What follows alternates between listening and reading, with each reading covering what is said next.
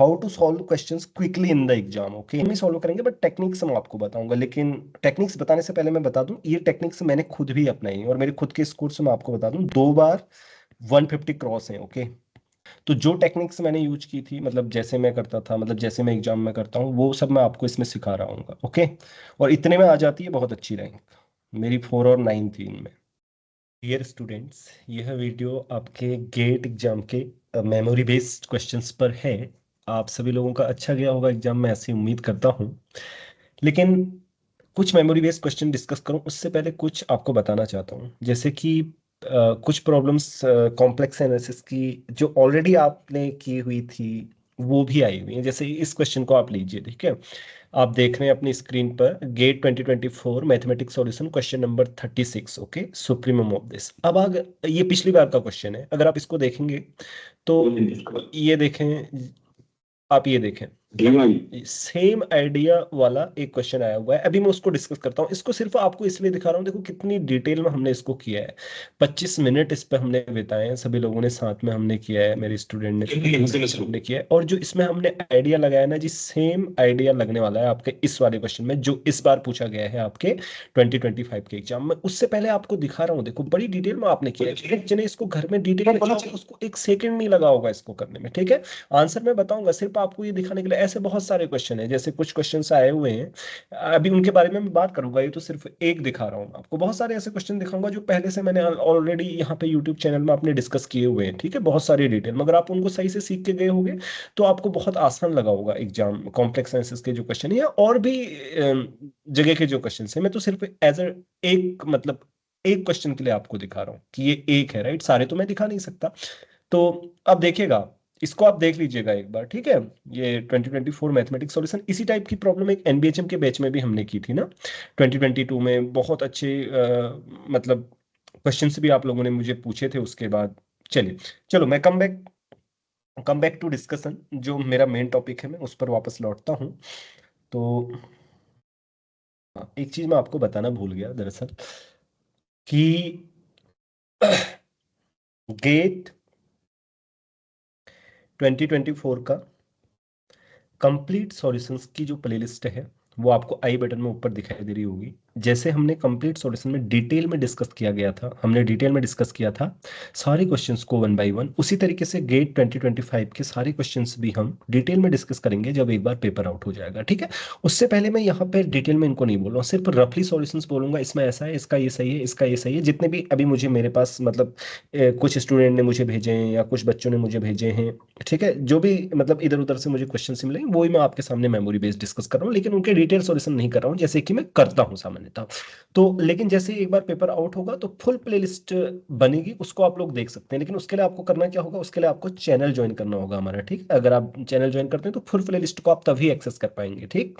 उसके अगर अदरवाइज मतलब फुल नहीं कर पाएंगे, डिटेल सॉल्यूशन आप कर सकते हैं, लेकिन कंप्लीटली 1 से लेकर 65 तक के क्वेश्चंस 2025 एग्जाम के या और ईयर्स के भी अगर करने चाहते हैं तो ठीक है, चैनल ज्वाइन करने के बाद वो आप कर सकते हैं। चलिए सो और दूसरा, स्टार्ट करने से पहले ये भी बता दूं, अभी आप सभी लोगों का एग्जाम हो चुका है। जो अगले गेट के लिए 2026 का जो गेट एग्जाम है उसके लिए कंप्लीट प्रिपरेशन करना चाहते हैं, कंप्लीट का मींस कि रियल जितने भी उसमें 10 के 10 टॉपिक हैं उनको डिटेल में सीखना चाहते हैं, और 1 साल तक आराम से, अगले साल तक, ठीक है, आराम से, मतलब बहुत अच्छा एम लेकर प्रिपेयर करना चाहते हैं तो वो एंग मैथमेटिक्स में कांटेक्ट कर सकते हैं, ठीक है। अगर सब कुछ अगर डिटेल में सीखना हो, और केवल इतना नहीं कि हमें 2 सब्जेक्ट सीखने, 3 सब्जेक्ट सीखने हैं, तो फिर आपको लिए इन मैथमेटिक्स मतलब राइट प्लेस नहीं है। ओके, सो चलिए। तो जैसे पहले मैं एक क्वेश्चन लेता हूँ, इसी को ले लेता हूँ मैं जिसकी बात कर रहा हूँ। एक क्वेश्चन ये आया हुआ है आपका। सो अगर आपने जिस क्वेश्चन के बारे में मैं बात कर रहा था ना अभी थोड़ी देर पहले, वो अगर आपने देखा होगा ना तो आप इसको एकदम कर लेंगे जी। देखो क्या पूछा है कि सारे होलोमॉर्फिक मैप्स हैं जो आई को 0 पर सेंड करते हैं। तो ऐसे होलोमॉर्फिक में ये पूछा है यहाँ पे एक्चुअली 4i, इसका जो सुप्रीमम होगा वो क्या होगा, ठीक है, ये पूछा है। तो सेम आइडिया यूज करना है जैसा मैंने उस क्वेश्चन में बताया था। स्वाज लेम्मा का एप्लीकेशन है, बहुत ही अच्छी एप्लीकेशन है स्वाज लेम्मा की, मतलब आपको मजा आएगा इस क्वेश्चन को आप एक बार डिटेल में करेंगे। मैं बता देता हूँ 2022 एनबीएचएम की प्रॉब्लम नंबर, अब मुझे एक्चुअली याद नहीं है, क्या 17 के अराउंड है, मतलब कॉम्प्लेक्स एनालिसिस की आप देख लेना, ठीक है, वही है। वहां पे भी ऐसे कुछ आया हुआ है कि i/2 को इधर सेंड करता है, 2/i को इधर सेंड करता है, वहां पे भी इस तरीके की हमने एग्जांपल्स की, मतलब इस तरीके का क्वेश्चन किया था। एंड जो अभी मैंने आपको अभी दिखा रहा था उसमें भी किया था, वही चीज आपको यहाँ पे करनी है। देखो सवाल लंबा लगाने के लिए हमको चाहिए क्या, हमें चाहिए 0 0 पे जाना चाहिए, एक मैप चाहिए। तो मैं क्या करता हूँ, इस मैप को लेता हूँ, फाइजेट, राइट। ये मैप के बारे में सब कुछ आपको ऑलरेडी पता है, क्या करता है ये, एच को डी पे भेजता है, डी इसका इनवर्स क्या करेगा, डी को एच पे भेजेगा, राइट। तो आप क्या करें, ये कंपोजिशन लें, एप कंपोजिशन सही, तो सवाल लम्मा का एप्लीकेशन करने के बाद आपके पास ये आएगा, राइट। उसके बाद आपके पास आ जाएगा mod of F Z is less than equal to 5z। तो यहां से अगर आप अप्लाई करेंगे, आई मीन टू से कि जो भी एफ ऐसा होगा वो इससे डोमिनेट होगा, ठीक, एफ जेड। तो डोमिनेट होगा तो यहाँ से आप, एंड ये भी उस टाइप का एक फंक्शन है जो y को सेंड करता है, तो सुप्रीमम यहाँ से 3/5 आ जाएगा अगर आप 4 बाई पुट वो करेंगे, ठीक है, फोर फोर आई पुट करेंगे। तो डिटेल में बाद में डिस्कस करूंगा, ठीक है। एक क्वेश्चन और आया हुआ है कि m, अगर आपके पास कुछ मैट्रिक्स थी 2x2 की, ये करनी कैसे थी ये मैं बता देता हूँ, मुझे पता नहीं क्या मैट्रिक्स थी। सो ए बी सी डी इस तरीके की मैट्रिक्स हैं, इनके लिए पूछा है कि किन सारी मैट्रिक्स के लिए ये सेटिस्फाई होगा, मतलब ये कांस्टेंट होगा। देखो कुछ सारे बच्चों ने इसको आइगन वैल्यू निकाल कर किया होगा तो बहुत टाइम वेस्ट होगा, ऐसे नहीं करना है इनको, क्योंकि ये ऑलरेडी पूछा हुआ क्वेश्चन है। ये भी आपको मैं बता दूं, ये भी मैंने आपको बताया था स्टूडेंट की, इसको शॉर्टली कैसे करना चाहिए। जून 2019 में अगर आप जाएंगे पार्ट बी का क्वेश्चन देखेंगे तो आप इसको, या पार्ट बी या पार्ट सी में ये एक जगह है, ठीक है, मुझे एग्जैक्टली याद नहीं है, आप देख लेना आप। ये मतलब ऑलरेडी पूछे हुए क्वेश्चंस आपके पूछे जा रहे हैं, अभी तो बहुत सारे क्विज में मैंने जो पूछे थे वो आए हुए हैं क्वेश्चन, उनके बारे में मैं बात करूंगा। सो सी, अगर ये कांस्टेंट होने के लिए चाहिए क्या, सबसे पहले मान लो कि आपकी जो कैरेक्टरिस्टिक पॉलिनॉमियल है एम की वो ये है, तो एम इनवर्स की कैरेक्टरिस्टिक पॉलिनॉमियल क्या होगी जी, वो इसमें 1/x पुट कर दो सिर्फ आप, ठीक है। उसके बाद इसको एक्स स्क्वायर से मल्टीप्लाई करोगे तो क्या आ जाएगा, ठीक है, a/b। और ये a और b क्या है आप समझ गए होंगे, एक ट्रेस है माइनस टाइम्स और दूसरी डिटर्मिनेंट है, ठीक है। तो अभी जल्दी बोल रहा हूँ इसलिए, सो राइट, एक्स स्क्वायर से मल्टीप्लाई करेंगे, उसके बाद क्योंकि मोनिक होती है आपकी जो पॉलिनोमियल होती है ना, क्या पॉलिनोमियल होती है, मोनिक, राइट। मोनिक है तो इसके लिए आप क्या, आपको क्या करना होगा, इसको डिवाइड करना होगा इस तरीके से, इसके भी, मतलब ये आपकी कौन सी पॉलिनोमियल आ जाएगी, ये एक्स एम इनवर्स की कैरेक्टरिस्टिक पॉलिनोमियल है, ठीक है। तो आप दोनों को सबस्ट्रैक्ट करो, दोनों को सबस्ट्रैक्ट करोगे तो आपके पास क्या आ जाएगा, दोनों को सबट्रैक्ट करने के बाद ये आ जाएगा, राइट। देखो इसके बारे में चिंता करनी नहीं है, ये हमेशा कांस्टेंट आएगा, तो इसका मतलब ये 0 होना चाहिए, है ना। तो ये क्या है आपका माइनस टाइम्स ट्रेस है, तो मतलब माइनस टाइम्स ट्रेस या ट्रेस ऑफ एम बोलो आप, जब ट्रेस एम 0 होगा तब हो जाएगी बात, और जब या ये वाला 0 हो यानी कि डिटर्मिनेंट ए आपका एम क्या होगा 1 होगा, तब आपका मतलब ये कांस्टेंट हो जाएगा, ठीक है। ये आपने देखना था, ये जल्दी करने का तरीका बता रहा हूँ आपको, अदरवाइज आपने लोगों ने हर किसी की आइगन वैल्यू निकाली होंगी, वो किया होगा ये किया होगा, वो लेंथी प्रोसेस है, ठीक है। ये क्विकली करने की मतलब टेक्निक है, क्योंकि ये मैंने पहले भी सिखाई थी आपको जी, उस वाले क्वेश्चन में जिसमें मैं बात कर रहा हूँ। एक क्वेश्चन ये रहा आपका, एक्स माइनस एल 1 की पावर एल्फा, एक्स माइनस 2 की पावर बीटा, एक्स माइनस 3 की पावर 2, एल्फा बीटा मतलब ऐसा दिया हुआ है और सभी की रैंक दी गई है इन मैट्रिक्स की 2, इसका मतलब है कि इनकी सभी की नलिटी 2 है। तो जॉर्डन कैनिकल फॉर्म यूनिकली डिटरमाइन हो रही है, आप लोग करके देख लीजिएगा, इस तरीके की बनेगी जैसे मैंने बनाई हुई है, ठीक है। तो फिर मिनिमल पॉलिनोमियल यहाँ से आप देख सकते हैं क्लियरली, ठीक है। क्या होनी चाहिए मिनिमल पॉलिनोमियल आप बताइए, मिनिमल पॉलिनोमियल होनी चाहिए एक 2 तो आना चाहिए एक पावर में, राइट। तो minimal polynomial I mean to say इसकी ये आएगी, जॉर्डन कैनिकल फॉर्म की जो मिनिमल पॉलिनोमियल आ रही है ये आ रही है, राइट। तो मिनिमल पॉलिनोमियल में कुछ वैल्यू स्पेसिफिक रख के पूछा गया है आपसे, जो भी पूछा गया है, मान लो 1 पूछा गया है तो वो आप निकाल सकते हैं फिर जो भी आंसर आ रहा है, ठीक है। और ये बहुत अच्छा क्वेश्चन है, f continuous f square analytic हो, f square and f cube analytic हो तो एफ एनालिटिक हो, दो स्टेटमेंट आए थे एक्चुअली, ये मैंने एग्जाम में दिया था कॉम्प्लेक्स एनालिसिस के, कि ये देखो मैं आपको और एक फैक्ट बता देता हूँ कि एफ कंटिन्यूअस हो, एफ टू दी पावर कोई भी एन भी कंटिन्यूअस हो ना तो एफ एनालिटिक होता है, ठीक है, और ऐसा हो तो भी होता है, ठीक है। दोनों को आपको मतलब ये स्टैंडर्ड प्रॉब्लम है एक, ऐसा नहीं है कि बहुत नई प्रॉब्लम है, आप अगर सर्च भी करेंगे ना इसको इंटरनेट पर आपको मिल जाएंगी, बहुत सारी जगह पे मिल जाएगी, बुक्स में भी रहती है, एक दो बुक्स में मैंने देखी है। तो दोनों स्टेटमेंट सही है, ठीक है। मैं डिटेल में डिस्कस करूंगा इसका सॉल्यूशन, और जो इन मैथमेटिक्स के स्टूडेंट हैं उन्हें तो पता ही होगा इसका सॉल्यूशन ऑब्वियसली, क्योंकि एक क्विजिया एग्जाम में था, राइट। ओके, कॉम्प्लेक्स एनालिसिस के। सो दोनों ट्रू है। ओके, सो ये रहा, ये वाला फंक्शन है, इसकी डबल लिमिट और रिपीटेड लिमिट पूछी। तो देखो रिपीटेड लिमिट इसकी बड़ी आसान है, क्योंकि x टेंस टू जीरो पे ये तो पूरा जीरो हो जाएगा और ये जीरो हो जाएगा, ठीक है। नहीं, पहले y टेंस टू जीरो करते हैं। y टेंस टू जीरो करेंगे तो ये x का फंक्शन बन जाएगा, यहाँ जीरो जीरो जीरो, यहाँ पे वन आ जाएगा और ये जीरो पर जाएगा। रिपीटेड लिमिट एडजस्ट कर रही है, ठीक है। और दूसरे वाले में y में भी y goes to zero, x goes to zero then, या पहले x goes to zero then y goes to zero, दोनों आसान है। बस आपको एक चीज पे प्रॉब्लम होगी, वो ये होगी, देखो x into some bounded function of x हो ना, अगर ध्यान रखना, और x टेंस टू जीरो हो तो इसकी लिमिट जीरो होती है। बस वही यूज करना है और ज्यादा आसान है। एंड डबल लिमिट चेक करने के लिए y इक्वल टू mx देखना है, ठीक है। y इक्वल टू mx देखो सिर्फ, कि एग्जिस्ट करती है या नहीं करती है, आपको पता चल जाएगा कि पाथ डिपेंडेंट है। तो फिर इसका मतलब दो रिपीटेड लिमिट तो एग्जिस्ट करती है, लेकिन डबल लिमिट एग्जिस्ट नहीं करती है, ये इसका आंसर होगा। और बस अभी के लिए मेरे पास फिलहाल इतने ही क्वेश्चन है, जिनके मतलब जो मुझे बताए गए। हाँ, इस अरे और है राइट। सो को countable topology on uncountable set. ऐसा बोला गया कि कोई को काउंटेबल टोपोलॉजी है अनकाउंटेबल सेट में, और चार स्टेटमेंट है। Every compact set is close, T1 है, T2 है, every close set is compact, ठीक है।